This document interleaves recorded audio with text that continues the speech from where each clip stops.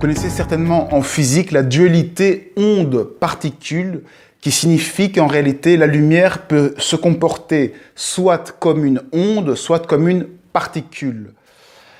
Mais avez-vous remarqué que si l'on pouvait voir une onde, c'est uniquement parce que cette onde est en mouvement. Une onde, c'est uniquement du mouvement. Et la particule, c'est simplement l'image. J'ai parlé dans d'autres vidéos d'image et d'animé. Ici, on a l'image qui est la particule, la matière, et on a l'animé, l'onde qui est le mouvement et la lumière. Pour faire un corps, quel qu'il soit, il faut une image et du mouvement. Pour faire une BD, il faut un mouvement. Lorsqu'on a plusieurs images fixes et qu'on les fait bouger, on a une impression de mouvement, on a une impression de vie. C'est le mental, l'observateur lucide qui regarde l'image animée. Le corps humain se comporte de la même façon. On a le corps physique, notre physique, qui est une image, qui est fixe, qui ne bouge pas.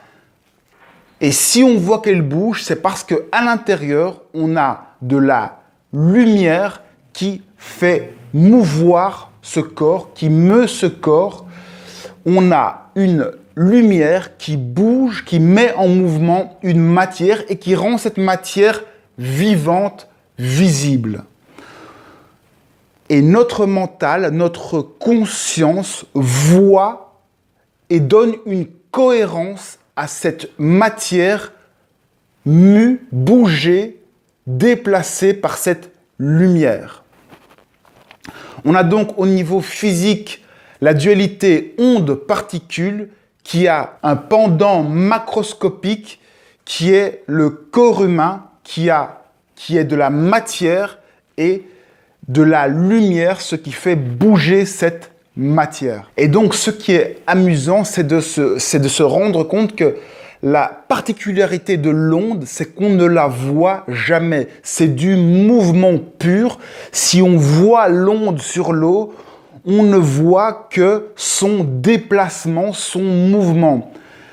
Les images que l'on voit, c'est les différents états de l'eau successifs qui nous donnent l'impression de voir l'onde, mais l'onde en elle-même, elle est invisible. On ne voit que les effets de l'onde, et les effets, c'est le déplacement que l'on peut voir, auquel on peut donner une image en déplacement, une vision d'une image en déplacement. Donc, s'il n'y a que de la matière, eh bien, on ne peut rien voir vivre parce qu'il n'y a pas de mouvement. Tout est figé, mort, invisible. Et d'autre part, s'il n'y a que de la lumière, que du mouvement, eh bien, il n'y a que de l'onde. Et l'onde, c'est invisible, donc on ne sait rien voir. C'est pour ça que pour exister, c'est sortir, c'est devenir vivant, c'est devenir visible. Il faut impérativement les deux. Il faut de la matière qui est mise en mouvement par de la lumière.